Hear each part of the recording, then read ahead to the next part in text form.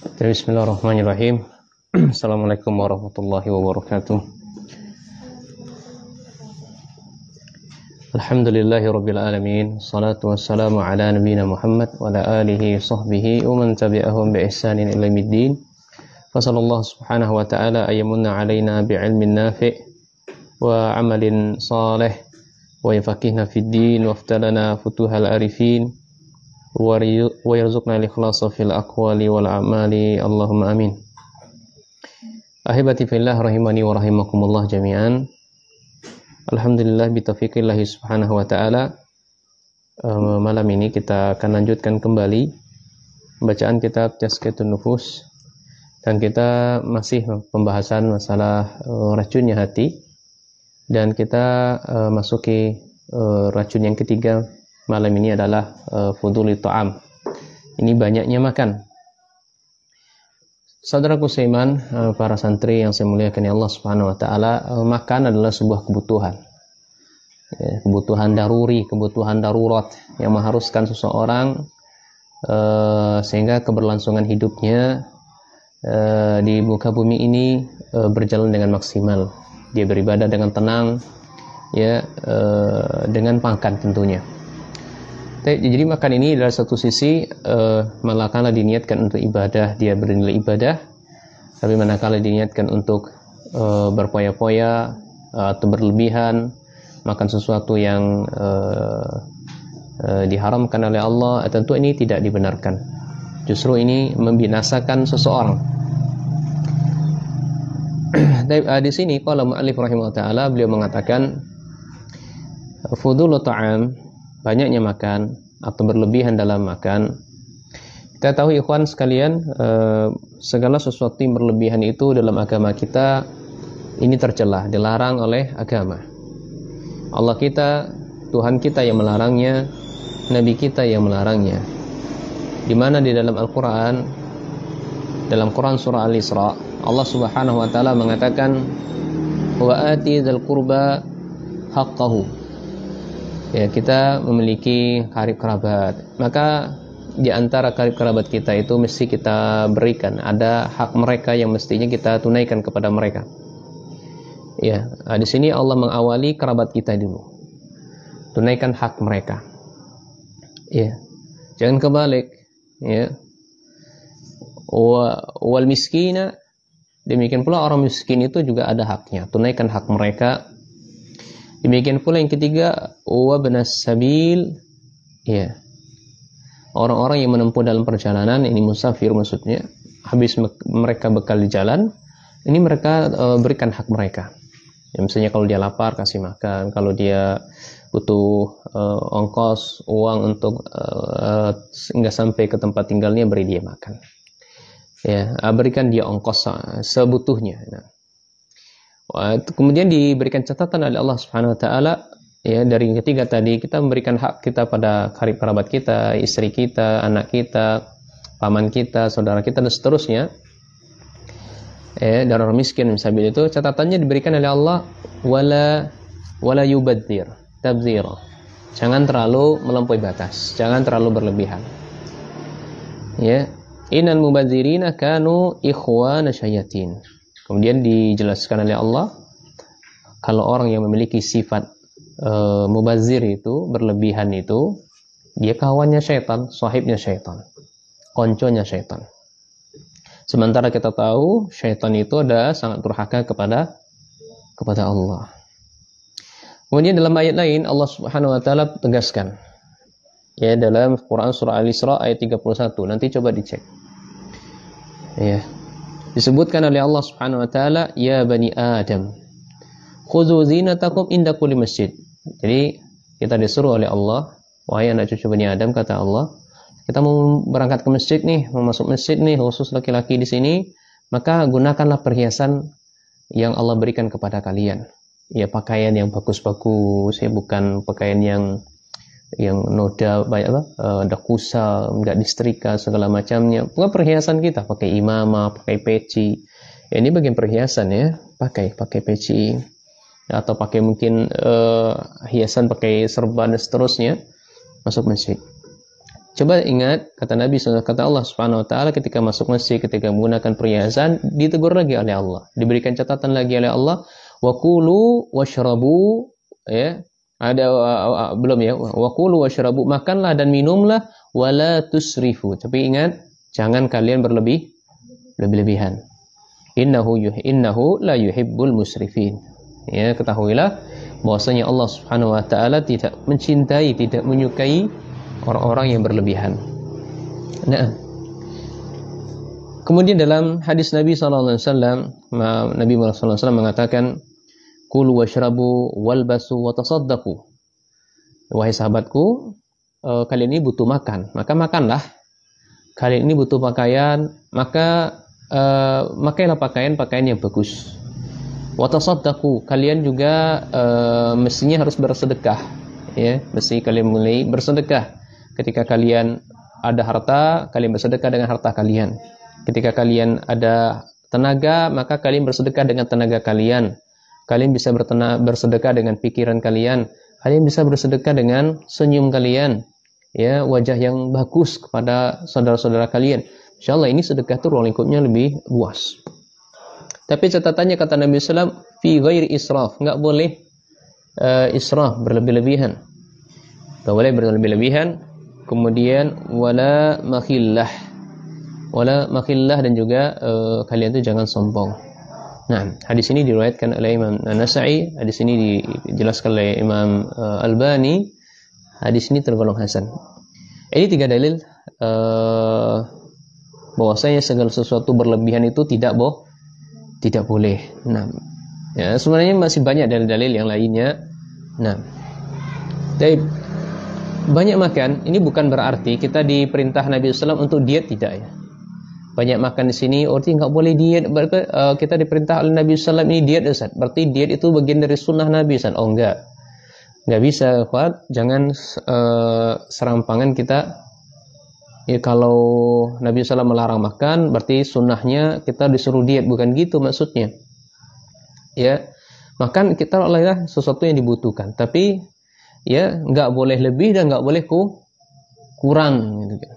Nggak boleh lebih dan nggak boleh kurang. Berlebihan tercela dan kekurangan pun juga nggak bagus juga, gitu kan. Nggak bagus juga. Jadi sifatnya agak ahli sunnah itu pertengahan, gitu kan. Kapan kita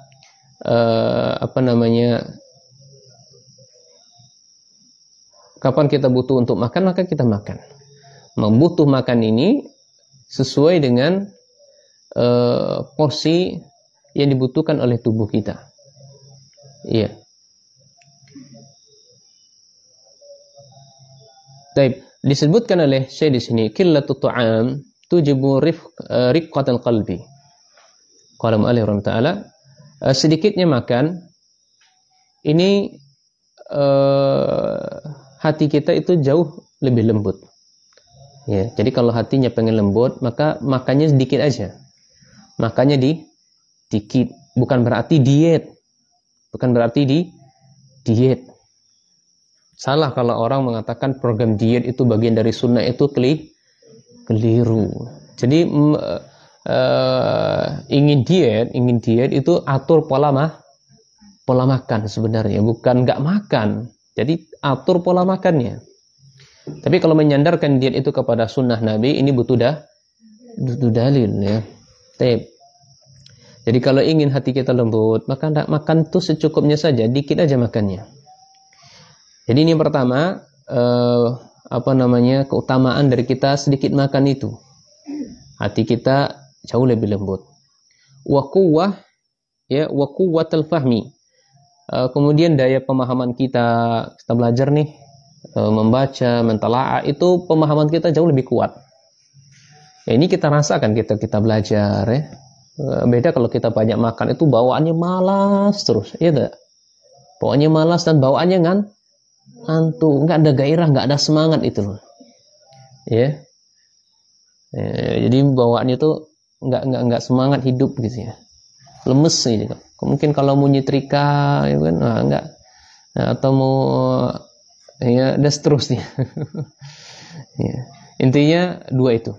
Kemudian yang ketiga, di antara faedah atau juga keutamaan, keuntungan dari kita sedikit makan itu, wa inkisarun nafs. Ya, itu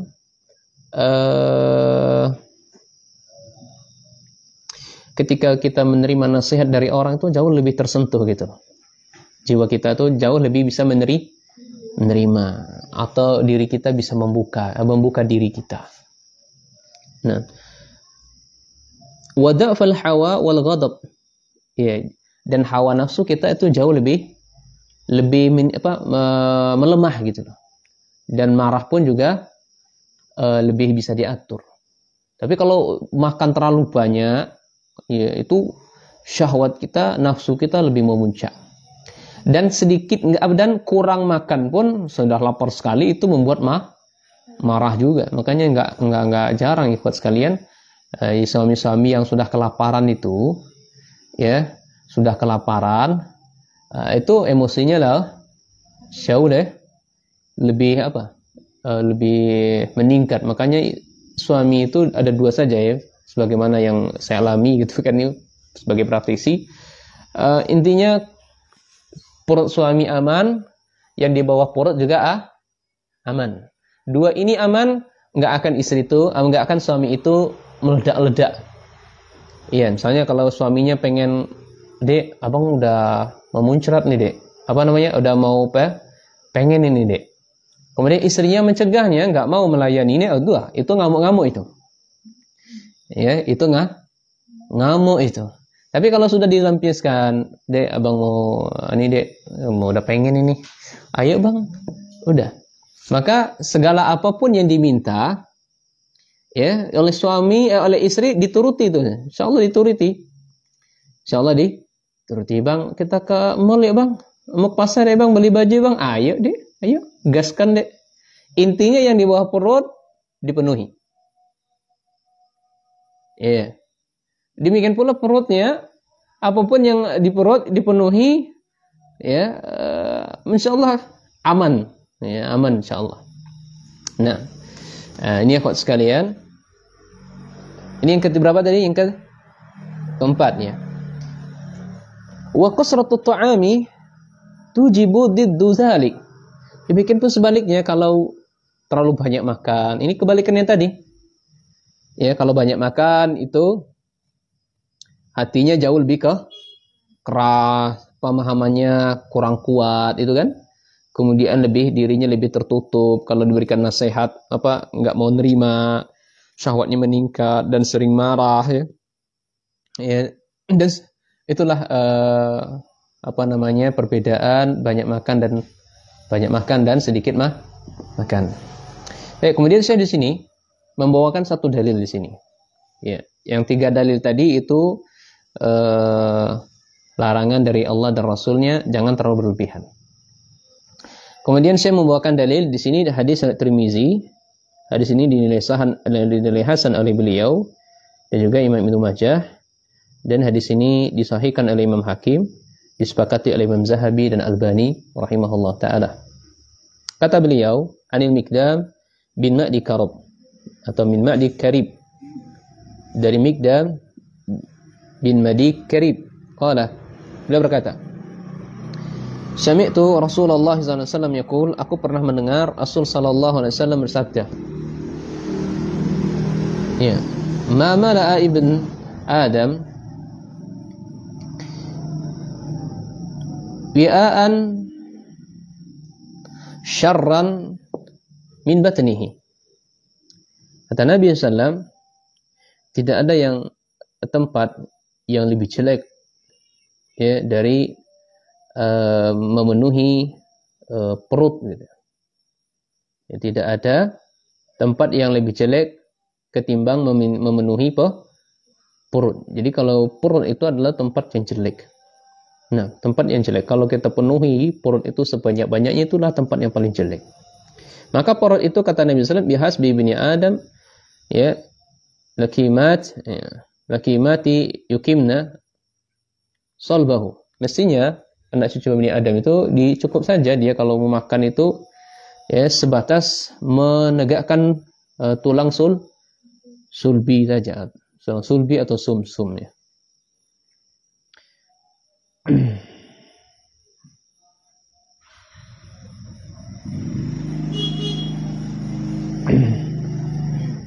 Fa in kana la mahalata fasulusun li tu'amihi.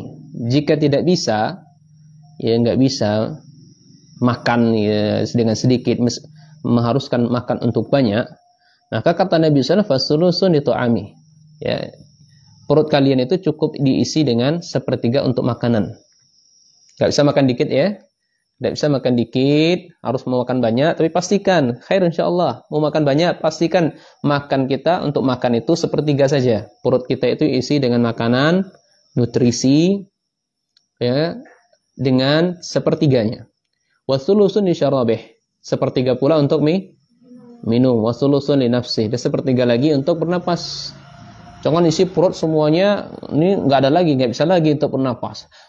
Oleh karenanya orang banyak kenyang tuh. Nah, jadi untuk bernapas pun juga susah begitu. Nah, ini dalil yang beliau bawakan di sini. Saya ya bagaimana ikhwat ya kalau kita baca dari Nabi sallallahu alaihi wasallam, pola hidup Nabi atau pola makan Nabi sallallahu alaihi wasallam. Ya, pola Nabi sallallahu alaihi wasallam dalam makan. Nabi sallallahu alaihi wasallam satu ketika beliau pernah berdoa kepada Allah. Nabi suatu ketika pernah berdoa, Allahumma ja'al rizqan ali Muhammadin qutan. Beliau seorang Nabi, sebenarnya beliau bisa saja meminta kepada Allah sesuatu yang berlebihan. Iya, karena beliau banyak istrinya. Tapi beliau bukan meminta seperti itu. Kalau Nabi berdoa pasti dikabulkan oleh Allah, nggak dikabulkan. Tapi di sini Masya Allah, ini pelajaran bagi kita. Meskipun derajat kita bagus di sisi Allah atau di sisi manusia, makanya jangan terlalu berlebihan. Nabi saja kekasih Allah yang paling mulia. Di sini dia berdoa, ya Allah, jadikanlah rizki untuk keluarga Muhammad rizki yang cukup gitu loh. Secukupnya. Ya, secukupnya. Beda dengan kita ya. Ya, ada manusia makan 2 kali, 3 kali. Ya, dulu saya juga 3 kali akhwatnya dulu. Alhamdulillah sekarang sudah bisa ya mengikuti pola Nabi SAW, makan itu secukupnya saja. Asal tulang sulbi sudah naik, sudah bisa berdiri, sudah. Ya, kadang makan 1 kali sehari, ya. Kalau tidak bisa 1 kali, 2 kali, ya makannya itu jam 11-an jam 9 ke atas lah, jam 9 ke atas. Kemudian jam 4 atau jam 5, intinya jam 10 sebelum jam 8 lah. Nah, itu bagus untuk pencernaan insyaallah. Ya, itu bedanya kita dengan Nabi SAW. Nabi meminta kepada Allah rezeki yang cukup saja atau makanan yang secukupnya. Dan ini pernah dikisahkan oleh Nabi SAW, ibunda kita Ummul Mukminin Aisyah. Satu ketika Nabi SAW lapar. Kata Nabi SAW,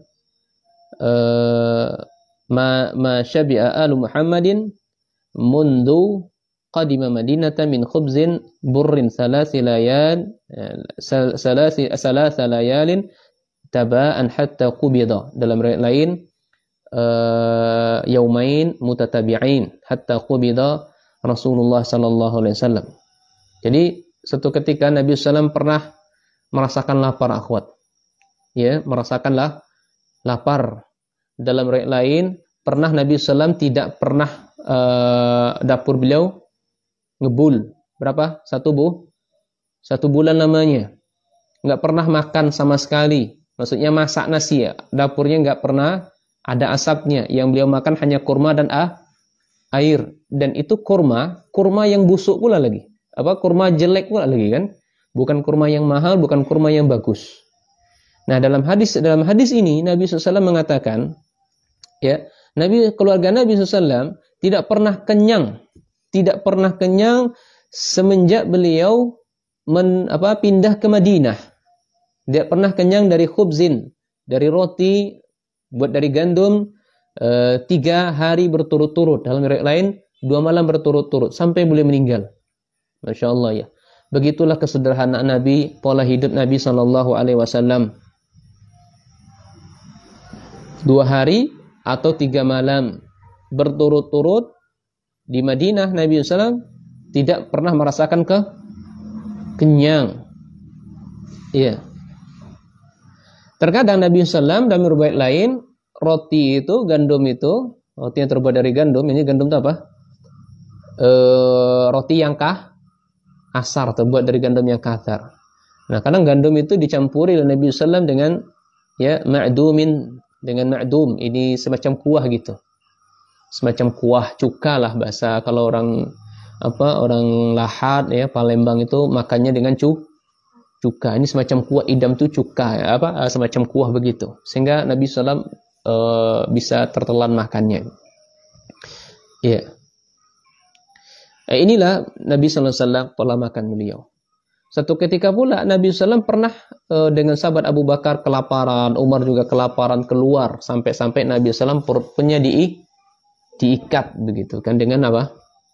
Dengan batu.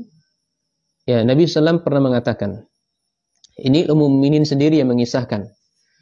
Ya, qala li Rasulullah sallallahu alaihi wasallam zata yaumin Aisyah. Jadi suatu hari Nabi SAW bertanya kepada Aisyah, hal indakum, atau dalam riwayat hal indaki syai', ya Aisyah, wahai istriku yang kusayangi, di rumah kita ada enggak makanan? Apa kata Nabi? Kata Aisyah, ya Rasulullah, ma indana syai'. Tidak ada ya Rasul, tidak ada, kita enggak miliki apapun. Ya, kata dalam riwayat lain, ya illa ma, kecuali kita miliki air. Ya. Air. Ya, sudahlah. Qala ini shaim, kalau begitu saya puasa sajalah. Ya. Kalau gitu saya puasa saja. Tapi ini motivasi dari Nabi sallallahu alaihi wasallam untuk bagi kita jangan terlalu banyak makan. Iya, jangan terlalu banyak makan. Dan dalam beberapa riwayat juga, ikhwat, itu Nabi SAW terkadang nggak full puasanya, sampai beliau menunggu ada orang yang ngasih makan gitu loh. Misalnya saya nggak ada makan di sini, ya tiba-tiba ada saja. Oh, sudahlah, kadang nggak ada makan, saya puasa aja. Tiba-tiba ada saja Mbak Rumina datang bawa mangga misalnya. Ya, Mbak Juhai datang bawa roti martabak bakar misalnya. Iya, saat ini ada rezeki, alhamdulillah berarti kan saya makan. Padahal tadi saya sudah niat adalah kalau tidak ada makanan saya puasa. Nah, begitu pun Rasulullah SAW dulu ketika beliau nggak ada di rumahnya sesuatu yang bisa dimakan, ya sudah kalau gitu saya puasa. Nah, alhamdulillahnya ada sahabat yang ngasih gitu kan. Sahabat yang ngasih, akhirnya beliau makan ya. Ya. Masya Allah. Akhirnya beliau memakan makanan itu ya. Nah, inilah bentuk pola hidup Nabi Sallallahu Alaihi Wasallam. Ya. Dan apa kata Nabi Sallam? Qad kuntu asbahtu sha'iman. Ya. Sungguh dari pagi tadi aku sedang puasa. Cuman ada sahabat saya, kawan saya yang mengantarkan makanan kepada saya. Akhirnya saya makan jadinya, bukan karena saya puasa terus, tidak. Ya. Nah. Dalam riwayat Muslim disebutkan, ikhwan, alastum fi ta'ami wa syarabi ma syi'tum, laqad ra'aitu Rasulullah sallallahu alaihi wasallam wa ma yajidu min ad-dakhli ma yamla'u bihi batanahu. Ya, alastum, bukankah kalian fi ta'ami wa syarabi, memiliki makanan untuk dimakan, memiliki minuman untuk diminum. Laqad ra'aitu Rasulullah SAW, sungguh aku melihat Rasul sallallahu alaihi wasallam tidak pernah mendapati ya, melainkan hanya sekedar dakal saja. Dakal itu apa? Kurma yang enggak bagus, kurma buruk. Ya. Ya. Wa ma yajidu min dakal ma la yamlubi ma yamla'u bihi batanahu, hanya sebatas memenuhi perutnya. Masya Allah, itu sederhananya Rasul sallallahu alaihi wasallam ketika makan. Baik, kembali ke perkataan Syekh di sini. Fudulu ta'am ja'un ila anwa'i katsirati minasyarri. Nah, jadi kalau poinnya akhwatnya bisa saya sebutkan tadi. Pertama, dalil-dalil ya tercelanya berlebihan. Kemudian yang poin yang kedua kita sebutkan apa? Keutamaan dari makan sedikit dan keutamaan makan banyak. Tapi kok keutamaan makan banyak? Apa dampak dampak buruk dari makan banyak? Ya. Saya sambil pemikiran saya lagi kemana-mana nih akhwat. Mau undang makan situ acara khitanan. Ya. Masya Allah. Tunggu acaranya selesai dulu. Kemudian yang kedua, yang berapa lagi? Yang ketiga, ini dampak buruk. Dampak buruk dari makan banyak. Fudulu ta'ami da'un atau da'in ila anwa'i katsirati minasyarr.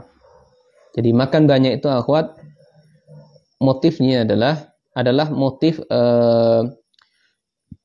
banyaknya munculnya keburukan-keburukan. Jadi berbagai macam keburukan banyak bermunculan. Nah, itu pertama dulu. Banyak makan ini akan menimbulkan keburukan yang banyak. Kemudian fa innahu yuharrika jawari ilal ma'asi. Nah, ini. Kalau kita banyak makan itu syahwat kita lebih banyak melakukan apa? Berbuat maksiat. Ya. Jadi anggota tubuh kita itu ya kita termotivasi untuk melakukan maksiat. Ini banyak makan. Ya. Yang ketiga yuskilu atau yusakkiluha 'anil ta'ati wal ibadat. Jadi ibadah itu jadi terasa berat, malas jadinya. Ya. Wa hasbuka bihadzai syarran. Cukup bagimu dua perkara ini, dua keburukan ini. Iya. Ya, tiga sebenarnya, tapi saya memang dua di sini. Allah kulihat. Ya, banyak makan bisa banyaknya maksiat, anggota tubuh kita banyak berbuat maksiat dan melakukan ibadah terasa berat. Ya. Fakam min ma'siyatin jalbuha syab'u wa fudulu tu'ami. Berapa banyak maksiat itu disebabkan karena kekenyangan dan berlebihan makanan atau banyaknya makan. Betapa banyak maksiat itu muncul karena banyaknya makan. Wa kam min ta'atin yahalu duniha. Betapa banyak ketaatan itu ya. Wa kam min ta'ah, berapa banyak dari ketaatan itu berkurang. Ya. Halu duniha. Ini keadaan sebaliknya. Jadi kalau makan sedikit tentu maka ibadah kita, ketaatan kita lebih semangat. Tapi ketika makannya terlalu banyak, justru keadaannya berbalik. Ini nggak ada motivasi semangat untuk ibadah. Wa man waqa syarran batanihi faqad waqa syarran aziman. Siapa yang menjaga perutnya, maka dia sudah menjaga keburukan yang sangat besar. Nah, wa syaitanu a'zamu ma yatahakkamu fil insan idza mala'a batanahu min at-ta'am.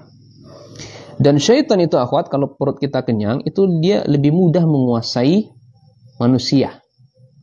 Syaitan kalau perut kita kenyang, penuh si perutnya, itu lebih mudah dikuasai. Walihadza ja'a fi badil asar, oleh karena itu datang beberapa asar dari para ulama, ya. Asar dari para ulama. Baik, nah, ini poin yang ketiganya, asar-asar dari para ulama, ya, tercelanya makan banyak. Ya, makan banyak itu nggak bagus. Intinya gitu aja. Makan banyak itu tidak bagus untuk diri kita, untuk agama kita dan untuk dunia kita, jasad kita enggak. Penyakit itu, banyaknya penyakit dalam tubuh kita itu karena makanan. Ya, semua makanan dilahap semuanya. Yaitu yang kita sebutkan kemarin, traveling makanan. Nah, Luqman pernah berkata kepada anaknya, "Ya bunayya, wahai anakku, idza imtala'atil ma'idah namatil fiqrah. Ini pertama, nasihat beliau kepada anaknya Luqman ibni Hakim. Ya, menasihatkan anaknya. Tapi asar ini didoaifkan oleh para ulama. Ya, didasarkan. Tapi maknanya sahih maknanya. Kata Luqman kepada anaknya, wahai anakku, kalau perutmu itu penuh, ya, kalau perutmu itu penuh, maka pikiranmu bisa tidur. Pikiranmu bisa tidur. Artinya enggak berfungsi. Akal seseorang tuh enggak fungsi kalau banyak makan. Ini yang pertama. Wa kharasatil hikmah, ya. Hikmah itu terdiam, ya. Hikmah terdiam, maksudnya ilmu, ya. Hikmah itunya ilmu itu terdiam. Wa qa'adil a'dha'i 'anil ibadah, dan membuat anggota tubuh kita menjadi lemah dalam beribadah. Ini yang tiga. Banyak makan, pikiran kita tidur, ilmu kita nggak bisa berfungsi, dia terdiam saja. Kemudian, ya, ketika kita mau ibadah, anggota tubuh kita melemah. Wa qala ba'dus salaf, ya, sebagian para ulama salaf juga mengatakan, kana syababun, dahulu para pemuda dari kalangan Bani Israel, mereka beribadah. Fa iza kana fitruhum, apabila mereka ini sudah masuk waktu berbuka, qama alaihim qa'imun, mereka berdiri untuk makan. Jadi Bani Israel itu juga puasa mereka, akhwat. Tatkala waktu berbuka datang, qama alaihim qa'imun, orang-orang berdiri, ya, berkata. Apa yang dikatakan mereka? La ta'kulu katsiran. Bani Israel, kalau kamu berbuka, kalau kamu makan, ya, makanlah, ya, silakan makan, tapi jangan banyak. Fatashrabu katsiran. Demikian pula orang Bani Israel, kalau kalian mau minum, silakan minum. Tapi jangan banyak-banyak. Fatanamu katsiran. Fatanamu katsiran. Kalaupun kalian mau tidur, ya, maka silakan tidur, tapi jangan banyak tidur juga. Nah, ini juga salah satu racun hati. Terlalu banyak tidur membuat hati menjadi mati, banyak tidur. Kerjanya tidur terus, ya. Nah, jadi banyak orang tidur juga hatinya juga sakit, mati hatinya. Sehingga kalau kalian banyak makan, banyak minum, banyak tidur, fataksaru katsiran, kalian banyak kerugian. Banyak ruginya kalian itu. Waqad kana Nabi sallallahu alaihi wasallam wa ashabuhu yaju'una katsiran. Nabi sallallahu alaihi wasallam dan para sahabatnya pernah merasakan kelaparan yang sangat, gitu, ya. Banyak di antara mereka yang lapar. Wa in kana dzalika li'adami wujudi ta'am. Meskipun wa in kana dzalik li'adami wujudi ta'am, ya, karena lapar beliau itu bukan karena diet, bukan, tapi karena enggak adanya sesuatu yang dimakan. Pernah enggak, akhwat? Kalian pernah mendapati sehari aja sesuatu yang enggak kalian makan? Pernah? Pernah enggak? Masya Allah. Illa anna Allah la yakhtaru li rasulihi illa akmala al-ahwali wa afdalaha. Kecuali bahwasanya Allah Subhanahu wa taala memilihkan untuk rasulnya, melainkan, ya, dalam keadaan yang sempurna dan atau dalam kondisi yang terbaik. Walihada kana Ibnu Umar yatashabbahu bihi fi zalika ma'a qudratihi 'ala ta'am. Oleh karenanya sahabat Ibnu Umar, beliau berusaha meniru Rasul sallallahu alaihi wasallam ala qudratihi, bersamaan dengan membutuhkan makanan. Jadi sahabat Ibnu Umar berusaha meniru Rasul sallallahu alaihi wasallam dalam makan ini. Wa kadzalika kana abuhu min qablihi. Begitu pula abahnya, bapaknya. Ini Umar bin Khattab pun juga dalam keadaan demikian, meniru Rasul sallallahu alaihi wasallam. Karena sesuatu enggak ada yang dimakan.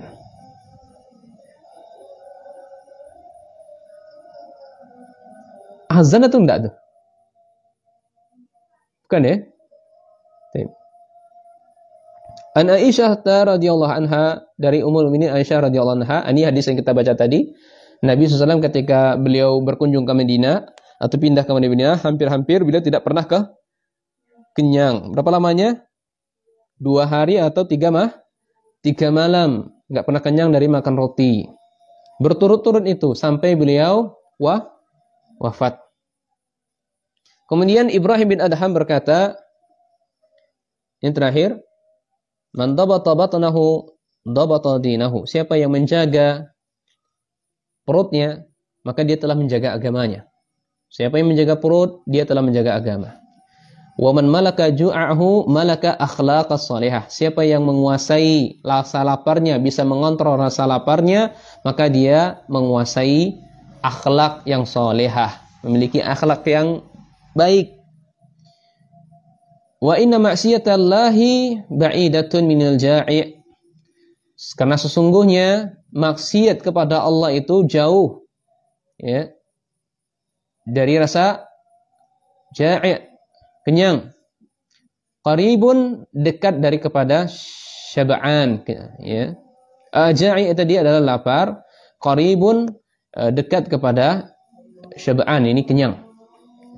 Baik. Jadi maksiat itu kepada Allah itu jauh. Ya, jauh ketika kita dalam keadaan lapar. Tapi kalau maksiat itu dekat kalau dalam keadaan kenyang. Wallahu a'lam. Sampai sini saja.